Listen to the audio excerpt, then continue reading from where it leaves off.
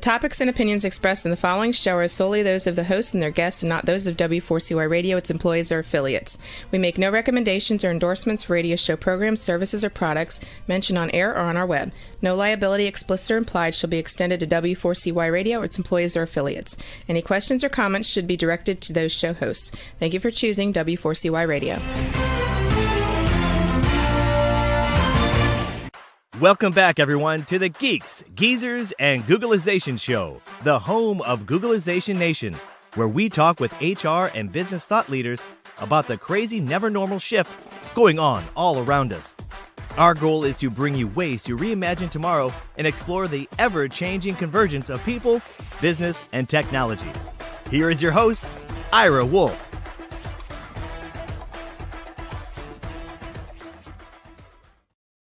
Well, welcome back, everyone, to the Geeks, Geezers, and Googlization Show. Thank you for being part of Googlization Nation. I'm Ira Wolfe. If you think this is just another podcast, think again. This is the voice of the most important conversations on the future of work confronting business, leaders, and people today. Our goal is to bring you ways to reimagine tomorrow and explore the ever-changing convergence of business, technology, and people. In other words, my goal is to help you make sense of this messy, weird, unfamiliar, fascinating world that we seem to be careening toward. Just a few weeks ago, neuroscientist Jean Gomes visited the show. He described one's mindset as how we make sense of the world. Well, today's guest, Daniel Levine, is obsessed with business trends that he believes also help us make sense of the world. Daniel will join me in just a few minutes. Today's show is brought to you by our good friends at Avanti. Avanti is at the forefront of making everywhere work work. In just a few weeks, Avanti is hosting the Avanti Solutions Summit. There'll be over 70 educational sessions and keynotes, but what I'm most excited about is the release of their 2024 Everywhere Work report. Unfortunately, I'm not at liberty to share the results right now, but you can join me and the Avanti team on April 10th in Grapevine, Texas for the epic Avanti Solutions Summit. Let's learn a little bit more about the summit and how you can attend. Avanti Solutions Summit 2024 is just around the corner. Join us in April to shape the future of work together with Avanti. Learn more about this exciting event and register on the Geeks, Geezers, and Googlization website. Use code SM Industry Partners. And you can keep listening to Geeks, Geezers, and Googlization because over the next few weeks, I will be sharing the results of the Everywhere Work report each week after the summit. Now, as an armchair futurist, a lot of people ask me what my predictions are for the future. Well, I'll be the first to admit I've got no crystal ball. I don't have the ability to time travel. But what I do have is an ability to do a lot of research, to connect the dots, to spot some trends, to find some patterns quicker than many other people, or maybe it's just the volume of research that I do. But, and I'll emphasize, I'm spelling but with a capital B, capital U, and capital T. I can barely hold a candle to our guest today, Daniel Levine. He's the director of Avant-Guide Institute and one of the world's top trends experts and trendspotters. He's the author of over 20 best-selling books, a frequent guest on international television and radio, and as a consultant, Daniel helps many of the world's top companies understand the future of culture and consumerism. When organizations are looking to see what's coming next, or as he puts it, to see around the corners, they call Daniel. His clients include Microsoft, Mastercard, BMW, McDonald's, and many, many more. His visit today is a perfect example of what it also means to say time flies, because it is almost 5 years ago that Daniel first visited Geeks, Geezers, and Googlization. Let me put that in some perspective. That was 9 months before the COVID-19 pandemic. And guess what we didn't talk about that day? A pandemic. What we did talk about was a book called Future Shock, something that futurists Heidi and Alvin Toffler published in 1970, over 50 years ago. And here we are in 2024, and many, many people are experiencing future shock. So we're wondering what trends Daniel is spotting today to make us feel that way, and what opportunities exist going forward. So let's give a big Googleization Nation welcome to Daniel Levine.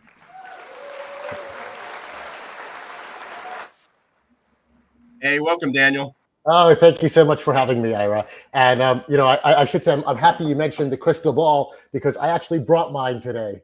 So yeah, so we can have a good just as a reference, I brought the copy of Future Shock. Oh, fantastic! That's the original one, the parchment yellow pages. So, yeah, well, first edition, it might be worth something. It could be. Yeah, it shows my age that it's the original. It's the original version and my copy. So, because many people ask me is, how did you get interested in all this? When did you start following, the future? When did you become a futurist? And I'm not sure I became a futurist, but just looking forward, I always did it from a marketing opportunity, just looking to see what was next on the table there. But again, it's amazing that how accurate that prediction was of, that how many people be experiencing shattering stress and being disoriented by the pace of change as a result of technology. Well, it seems that way. And even you could drill down to what specifically is making people full of this malaise. And we see, of course, social media is getting a lot of credit for that these days. And it's so interesting to see how especially younger generations are perhaps having some challenges dealing with life in ways that older ones don't, because their heads are in screens so much. Yeah, for sure. So there's so many things that we need to talk about. We only have so much time. So let's dig into some of those trends that we're spotting. So, again, 5 years ago, we weren't necessarily, although Bill Gates was predicting, forecasting, I wouldn't say predicting, but forecasting that, we'd had a pandemic at some point, and many other people. We weren't talking about it at that point.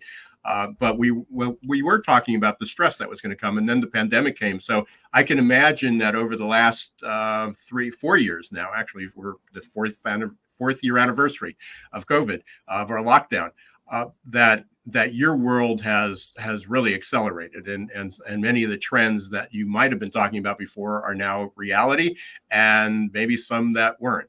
So let's talk about where we are. Yeah, you've done your homework, and you know your stuff, obviously, Ira, because acceleration is exactly the right word. Where all these trends that us experts have been saying will come to fore in some time in the future have been accelerated because of COVID, and we're seeing them happen a lot earlier than many of us thought they would happen. Yeah, ironically, September of 2019. I gave a presentation to our regional Chamber of Commerce HR groups, and it was a summit, and it was titled Future of Work 2030. And I talked about a lot of the trends, and then 6 months later, here we were 10, exactly. 10 years in advance.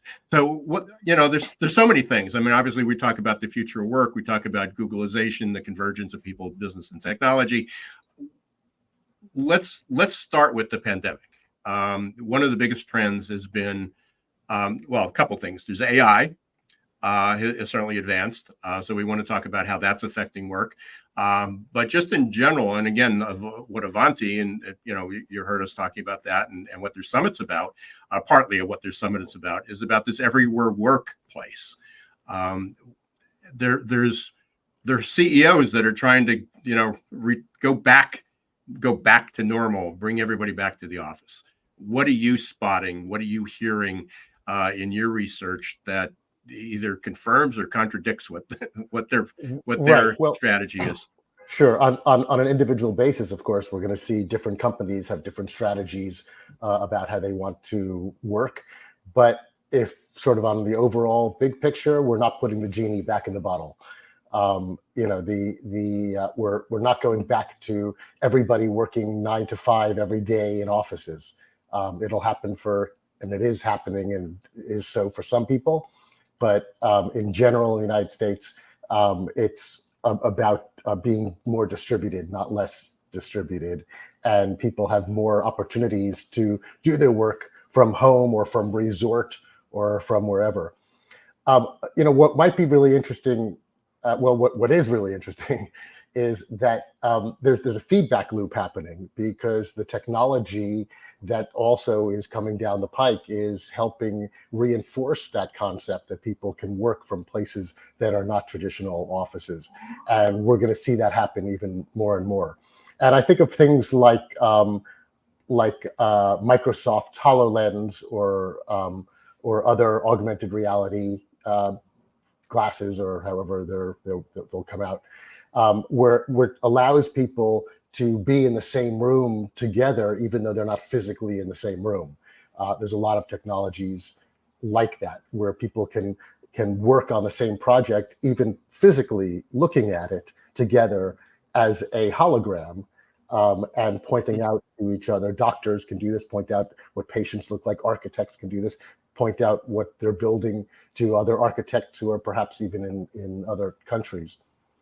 And when I look at this and I talk with other people about this, the comment that's often said to me is, yeah, but ultimately we're really just talking about white collar workers with that, because if you're a blue collar worker, you need to be there, actually, right? You have to be in the factory or wherever working.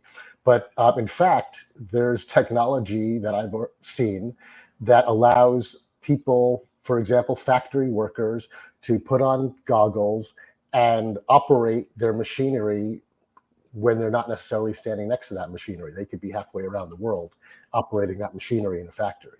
So the technology that we'll be seeing in the next few years will really help this snowball effect. That's, as I said, not putting that genie back in the bottle. It's exactly the opposite. Our workplaces will become more distributed on a general basis. Yeah, I mean, what comes to mind, and again, this is certainly a white collar job, to some degree.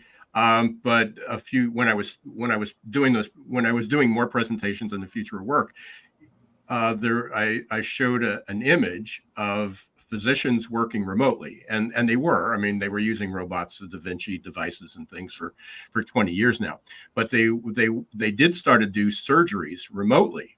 But the challenge was getting that tactile sense, getting that feel. And there was, and this was probably 3 or 4 years ago, so I don't know where the development is right now, but the physicians actually put their hands into a device, and on the other end were sensors. And so the challenge, and having been in the healthcare field and having done surgery, is I understand what they were missing by just doing it functionally, not tactily. And by putting their hands in these sensors and be able to feel where they were able to do it remote. Now, they were clunky, they were big, they were expensive, they were still experimental. I think the thing that listening to you is what people have missed when we talk about, well, in the future, it's like, well, that's not developed yet. There are so many things that are available now, and either going through the approval states or making them more affordable is the only thing that's holding us back. And a lot of times that's the technology itself. As the technology gets better, faster, bigger, we can service that, even moving more toward quantum computing. Quantum computing, not consulting, but quantum computing that's the edge. And it's like overnight, just like ChatGPT, one night something comes onto the scene and all these things in the background seem to take place. Right? I mean, this is what you're spotting, right? Totally. And what I would add to it is the speed in which it happens. It seems like it's so far into the future until it appears, and then it very quickly becomes ordinary. Yeah, and your background is perfect for talking about how fast things are happening and anxiety and stress, right? Yeah, and I think, as you know as well, I don't know if you could. I'm in New York City. I'm hearing like sirens around me. It's a familiar sound. We were just there last week, so. But the speed of change is accelerating, and so the next 10 years will be much faster than the last 10 years, and that's something to take into account as well. And maybe that also brings us back to to future shock. If speed, is there a limit to how fast speed can accelerate? I mean, we just can't keep up any longer. We'll see. Yeah, I mean, one of the analogies I use, and again, you may have something similar or more accurate, but I'm teaching a class on innovation and entrepreneurship, and I share that with them because here's 18 to 22-year-olds. So to your point in question is, as an older baby boomer, I mean, I'm seeing things accelerate, but what's an 18-year-old going to envision? What's the world going to look like when they're 60 or 70? And one of the things that I talk about, and I just mentioned it, was quantum computing. And again, that seems like so far out there. What people don't realize, it's not like just another advanced processor. It's not like we're going it used to be from going to a 286 to a 386 to a gigabyte to a terabyte. It's astronomical. And the analogy that I put together or the metaphor that I put together was that the fastest laptop computer today is the processor is almost 6 gigahertz, and most people are running about 3 gigahertz, so it's about half of that. It's not just double; it's exponential above that. It is once we have quantum computing, it's 178 million times faster that we can process information. It's not an incremental increase. It's not doubling. It's not tripling. Moore's law just goes out the window at that point. And we're, I know they've been saying this. You probably have a better idea than I do, but, it was supposed to be 2020, 2025, 2030. We're just on the verge of quantum computing. But once we have either a version of that, things are going to move so much faster, which is, as I say in my byline on LinkedIn, that's fascinating and terrifying. It is. And think about, well, of course, all the things that will be used for. One of the things that I can imagine will be with us much sooner than most people realize is humanoid robots in our homes, helping us with daily tasks, from doing the dishes to reminding us to reminding your geezers to take their pills. And the speed of change, I think that will be one of the next major things that most people that changes people's lives that we'll see in the very near future. This idea of robots living with us in a very real way on an everyday basis. So let's talk about that. One of the points that you had sent me earlier that you wanted to talk about was robots taking our jobs. And there is a controversy about that. Is that, are they going to take our job? They're not going to take our jobs. They're going to make us better if they're our partners. And certainly, I shut down most of the windows to save some bandwidth. But an hour ago, if you looked at my browser, I probably had 10 to 15 different windows open that had ChatGPT, Copilot, or some other AI program that I'm now using I'm really using as my partner. I get an idea, I throw it out there. What do you think about it? It helps me generate idea. It's my friend. It becomes my partner. And that's the way to use it. But it is replacing people. Totally. I think the people who are arguing that it's not going to take jobs, I don't really understand that. It obviously will. Maybe, what perhaps these people are talking about is overall, at least in the near term, we're not going to have fewer jobs in general.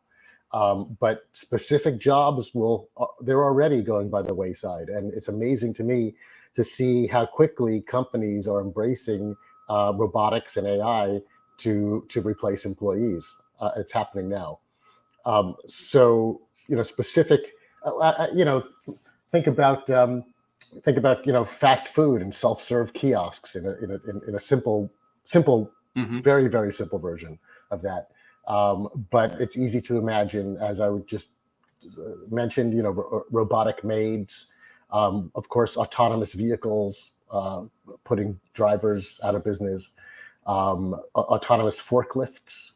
They have those now. It goes on and on. Yeah. Right. So, but to your point also, when you're talking about generative AI, which is not robotics, but that also is, people are a lot of people are afraid of it, like any new technology, and maybe fear is behind the whole idea of robots taking our jobs also, because some people will be hurt by that.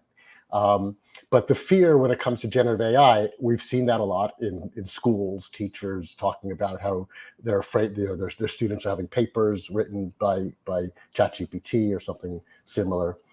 And I think the best way to look at that is is the way you described it. It's a tool in the way that teachers were afraid of calculators when they first came out, and calculators were banned from math class. And now, of course, they're welcomed, and people are being taught how to be even better using this tool. And I think it's exactly the same analogy for something like for generative AI. Yeah, I'm laughing because when Future Shock came out, and when I got my copy, probably in 71, I was a biology pre-med major, and we had to use a slide rule, which I took the class, and of course nobody knew what it was. And that was just about the time, 72, I think Texas Instruments came out with somewhat of an affordable calculator. And we could use it in class, but we could not use it for our finals. And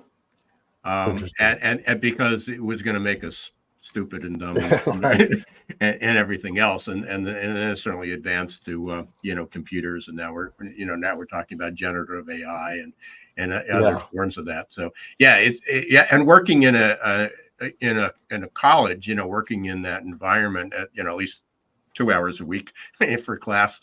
There is a lot of fear. I mean, there's people that are helping the students, and that's my approach to it, is helping them become comfortable with it, knowing how to use it, and not necessarily, as parents have done for years and teachers have done for years, withhold the newest technology, and then as soon as the kids become of age, they go wild on it with no training at all. So my approach has been to help them prepare for it versus, hold it as, no, you have to learn the old traditional way. So Ira, are you thinking of changing the name of the podcast from Googleization to generative AIization? I've thought of that. I'm actually trying to create a version of it, but I like the alliteration.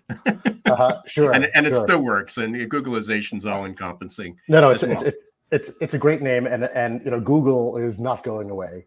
And I'm finding personally that I'm using Gen AI tools so much more as far as a search engine, or perhaps even better stated, a research engine, in ways that I would have gone to Google and search engines before. I'm using Gen AI tools, and thinking that you and I are sort of in the avant-garde, to coin a term, of what the world will be looking at in many ways. I can imagine that people who are watching this show, who are perhaps not using Gen AI tools as heavily as we are, will be doing so in the near future.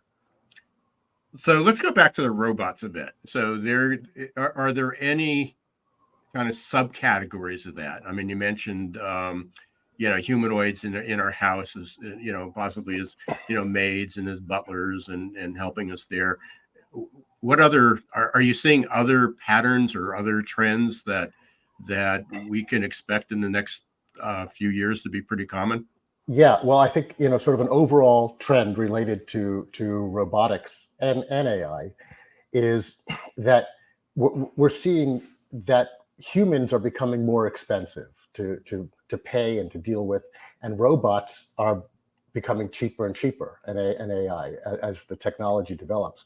And so what that will be creating in the next few years, and it's already begun, is a bifurcation between high touch being for the luxury end, people who can afford it, who can afford to be helped and work with other human beings.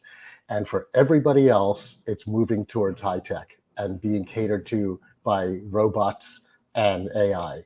And we're seeing that across industries. certainly in the travel industry quite a lot, and with hotels. I would say with any industry that has consumer facing possibilities, we're seeing that the luxury end. You look at luxury handbags and shoes. They're still relying on human beings helping other human beings, and that will continue, and in fact become an even more luxurious experience. But for everybody else, it's buy online, click, click, click. Yep. So let's talk. We began the show with Future Shock, and really it wasn't about it.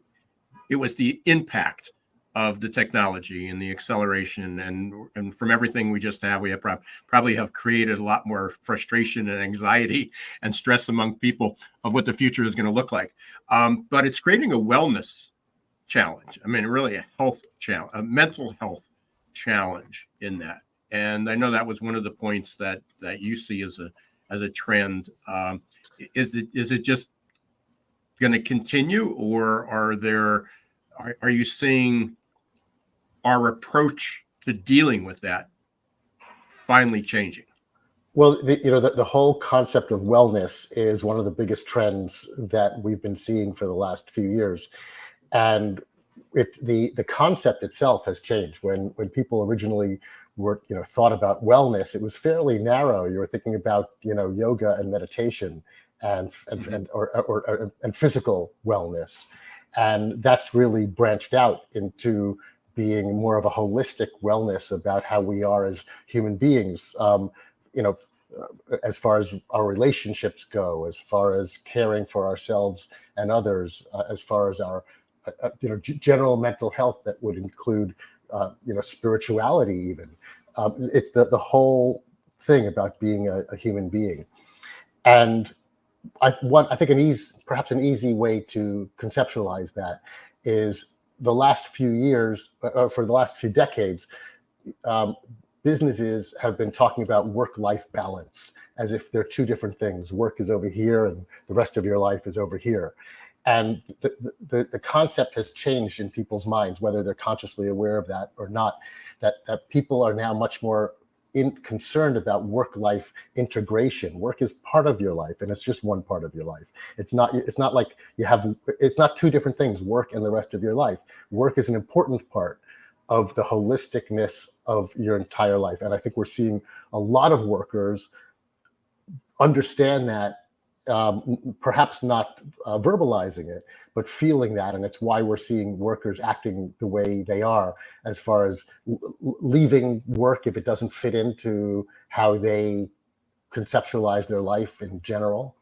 And we're seeing, and this is, companies are not stupid. They're answering this by offering their employees more of that work-life integration. And in fact, we even see human resource officers changing their titles to human wellness officers, with that understanding that their job is not just to treat the people who are working for them at their companies as things that can be disposed, but more that they're in charge of the general wellness, and that's the way to attract and retain employees. Yeah, I mean, generationally, as a baby boomer, and certainly, the generation that preceded me, was a live to work generation, and much more moving, and even beyond this, from a work to live generation, and that's where people like Ray Kurzweil and Peter Diamandis and a lot of the other people that talk about abundance is where we hope technology goes. Is that we in addition to having cleaner water and healthier lives and living longer and doing all those things, that we will have more free time, that we won't have to work as hard, but we will still be able to have a quality of life. That's the ideal version of that, and it seems that we're far from there, but we're incrementally moving. In fact, Ira, I think in some ways it's moving in the opposite direction, in many ways, because the promise of technology has always been that it will give us more time to kick back and chillax, but in fact the opposite has been is what's happened. And I can think back to, when the washing machine was invented, and women who were mostly responsible for doing the laundry at that time, it was marketed to women as, if you look at the ads from back then, that you can, boy, you're going to have all this time because you're not going to be spending time to do the laundry. But in fact, what's happened is it's given us, technology has given us more time to be more productive, to do even more stuff. And so I think of think about Gmail's autocomplete feature. You're writing your Gmail and it finishes what you have to say before you even know that that's what you wanted to say. Is that allowing us to end our email, go, okay, I've ended my emails 5 minutes sooner. Now I can, go and do something, go on vacation. No, in fact, what it's done is it's allowed us to write even more emails. And on and on. That's the way that I'm seeing technology. And so what's happening with this idea of work-life integration and people, it's people who are pushing back against that technology, because the technology is marching forward in the way that it does, and it will not be contained unless individuals make that decision to, hey, I'm not going to adopt that technology. And the flip side of that, and the reason why it's so difficult, I think the main reason why it's so difficult to push back on that is because what you're often also saying is, I'm not going to use that technology. I'm going to take more time for myself, and I'm going to perhaps make less money because of that. I could make more money if I was work, go, grab all of this technology. But it's at some point, people are saying, wait a second, that's not healthful for me. And that tees up one of the things that we definitely want to cover. And speaking about accelerating, I can't believe that 30 minutes went by already. And we have so much more to cover. But certainly want to address what's going on with social media, what's going on with the technology companies, somewhat related to the AI in there. And that has to do with the two other topics, about transparency and well, a whole list of things. So we've got a few minutes when we come back, but we're going to take a quick break. You've been listening to Geeks, Geezers, and Googlization. We've got Daniel Levine, one of the world's top trend spotters, and we've been having a fantastic conversation. We will be right back in 1 minute. Are your employees feeling stuck and just showing up for a paycheck? Is your workforce working harder to get back to normal than adapting to the future? It's time to help them break their addiction to certainty and develop a growth mindset. Developed by one of the world's top-rated future of work thought leaders, AQ Plus Mindset is a powerful tool to help your employees embrace change, adapt faster, and grow on the job. Conveniently delivered to any smartphone or laptop in easy-to-digest 5 to 10-minute lessons. Managers can sit back and watch employee attitude shift towards growth and innovation in just 30 days. Are you ready to help your employees thrive in this ever-changing, never-normal world? Encourage them to show more grit, resilience, adaptability, and unlock their potential? The journey to a growth-filled future starts with a growth mindset. Visit aqplusmindset.com or call 484-373-4300. Hey, welcome back, everyone, to Geeks, Geezers, and Googlization, here with Daniel Levine, director of Avant-Guide Institute, and one of the world's top trend spotters. And we've been talking about some of the trends that are going on. When we took a break, one of the things that you had just started to talk about was a little about the technology, but also social media. Obviously in the news just yesterday or 2 days ago, Florida instituted a new policy that no one under 14 can use social media. Are we taking a step back? Are we taking a step forward? What are some of the things you see shaping up on that? Well, specifically with that Florida ruling or law, I suppose. It's really interesting how they're looking to protect children from social media. So there's clearly, substantial movement thinking that social media is bad for kids. What's your thought about that?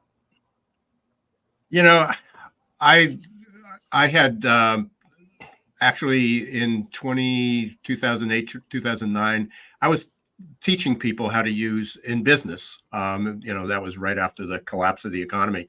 And I was living in Maryland at the time and worked with the community college and the Chamber of Commerce's, and we were offering courses teaching the adults. And that was one of the concerns back then. Certainly there was some adults felt that this was silly and a waste of time. But it was one of those trends that was going to happen anyway.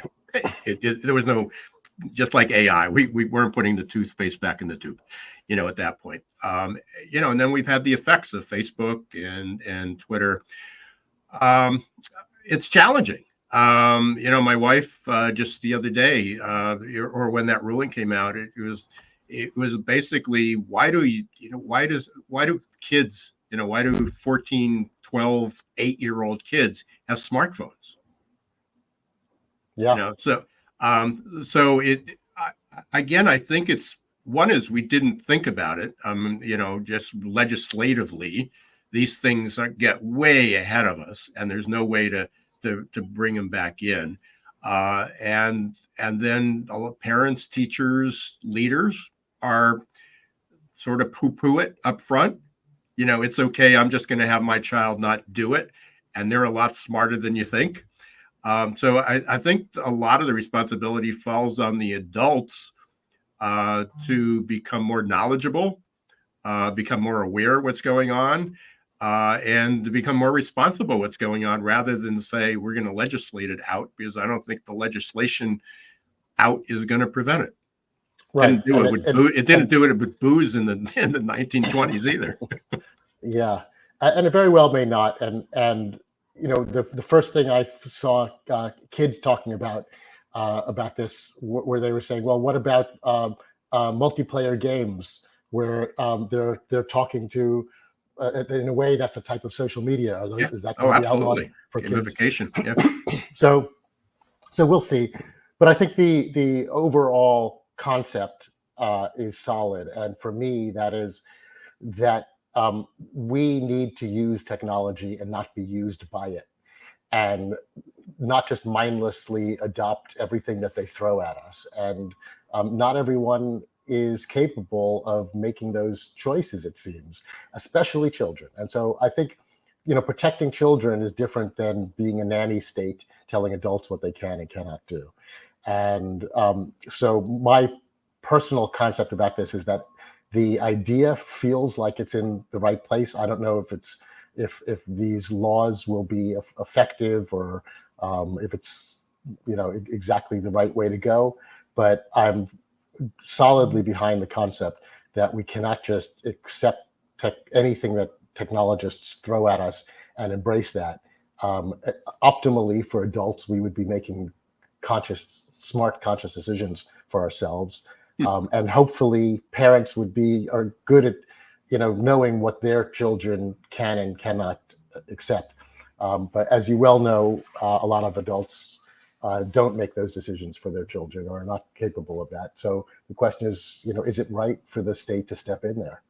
Yeah, it's ironic that, and again, trying to avoid the politics of this, on the day that the law goes into effect to protect,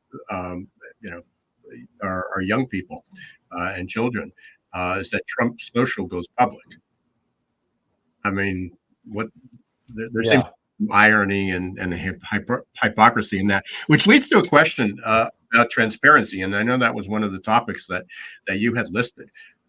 Certainly be able to voice your opinion, be authentic, say what's on your mind, has led to a sense of populism, racism, discrimination, that people just say now what they were thinking or what they felt restrained for the last, let's say, 50 years.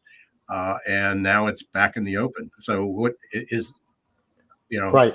So, the concept of transparency is something that is definitely being led by social media. And just for your viewers, that idea is that before the internet and social media, it used to be that the information that we had from companies is what they told us about themselves.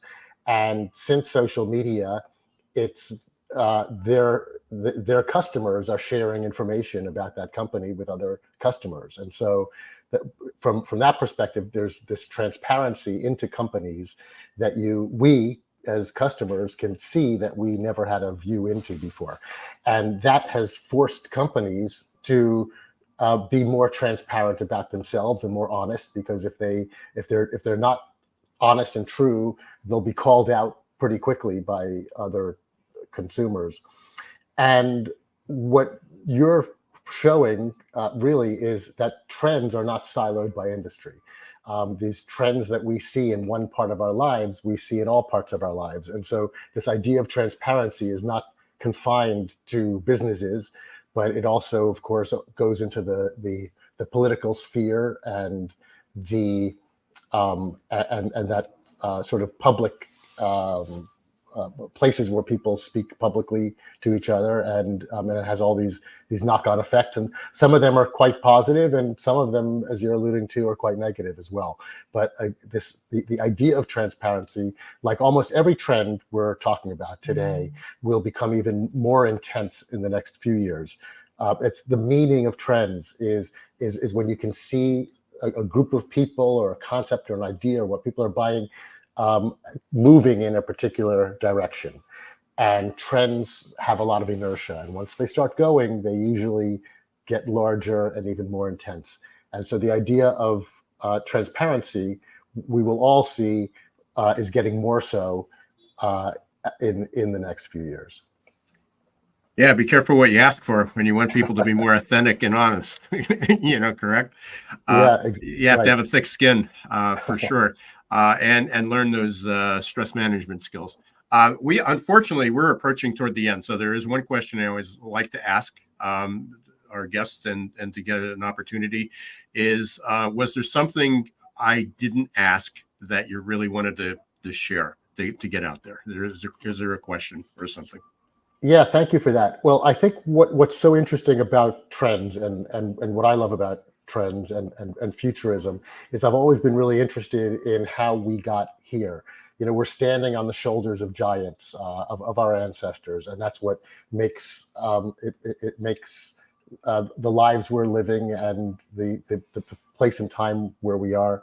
And so I'm fascinated by this topic. I love talking about it. And so I guess the question that I would want to be asked by you is, will you come back and talk with me again soon on this show? Well, I love that question. That was going through my mind. It's like there's so many other things that we didn't cover, and there's so much. I feel like we just started the beginning of this. You're welcome anytime. Obviously this is a favorite topic of mine, and you're welcome anytime, fitting it in between your travel. So thank you very much. Do it. Well, I'll bring my crystal ball, and that sounds wonderful. And if anyone wants to reach out to me, I love talking about this stuff. You can find my website at daniellevine.com. And as you know, I travel around the world almost nonstop, speaking at conferences and events, helping businesses understand how they can embrace trends to make money and increase sales. So I would love to help any of your viewers as well. Yeah, and hopefully they'll take you up on that as well, and we'll get you back on again well before 5 years in order to do that and remind them. Before we close, I do have a favorite section, and we call it the lightning round. So kind of throw a couple questions to get them to know about the Daniel Levine, the personal Daniel Levine, the authentic side of him. So one of our favorite questions, one of the favorite questions by everybody is, who's your go-to band, or what's your go-to type of music?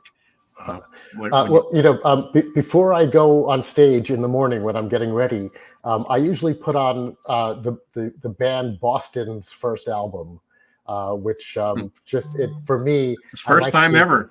That's the first time we've ever had Boston.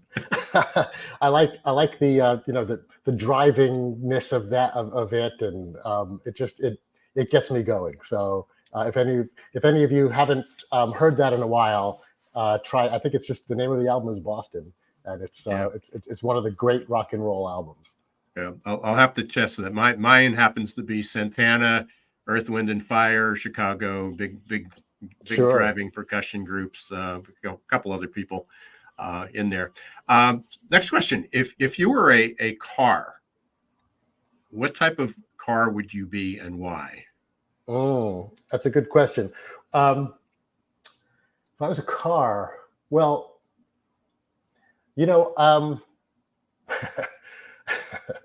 I guess I would be a car that is, it would certainly have a rag top. I would like the top down so I can see the world and have the sun on me.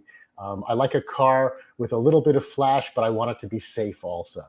And so I love the idea of looking into the future, but only looking into the next 5 or 10 years at what really is going to be, possibilities of really what's going to be. And so similarly, I wouldn't want to be too flashy of a car. I would want to play it safe also. And what exactly would that be? I'll have to look up. I was thinking of a Volvo, a Volvo with a Volvo Subaru, sports car. Yeah, or a Subaru with the rag top, which seems to defeat the purpose of it. That's funny. Unless you're just sitting there, right? So, final question: if there was someone in history that you could meet, who would it be? Wow, that's a really great question. I would say. At the caution of sounding trite, somebody like Albert Einstein, who I think was, just because it's sort of maybe a commonish answer. I would think maybe it's not. No, I don't know.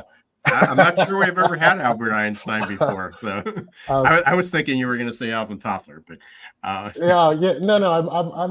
I'm a generalist in a world of specialists, and I really appreciate speaking with specialists and bouncing things off them about the world, learning very specifically about what they're doing and putting that into a wider cultural context. And so somebody like Albert Einstein for me would be incredibly fascinating. Okay, and I'm not sure that's been. I don't recall him being mentioned. That's before. funny. I just assumed everyone would want to meet him. So again, I appreciate Daniel, and definitely you have an open invitation. So if there's something that comes up and you want to chat, just reach out, and we'll do our best to get you on. You can reach Daniel at daniellevine.com. It was scrolling across the bottom of the screen. We'll have it in the show notes. Really appreciate you taking your time. Busy schedule. Glad we were able to get you between trips. I want to thank everyone for being part of Googlization Nation. If you haven't joined us yet, please do so. You can go to googlizationnation.com. Extending a special thanks to Daniel and also to Avanti for being our sponsor. And remember to check out Avanti Solutions Summit. You can do that at Avanti.com or on Geeks, Geezers, and Googlization.com. If you haven't subscribed to Geeks, Geezers, and Googlization, please do so. Leave a review, leave a comment. You can check us out on YouTube or any of the most popular, or almost all the popular podcast platforms. And remember, until next time, don't let the shift hit your plans. Thanks for watching Geeks, Geezers, and Googlization. Be sure to listen to the podcast and follow us on YouTube. This show was produced and edited by Hilton Productions.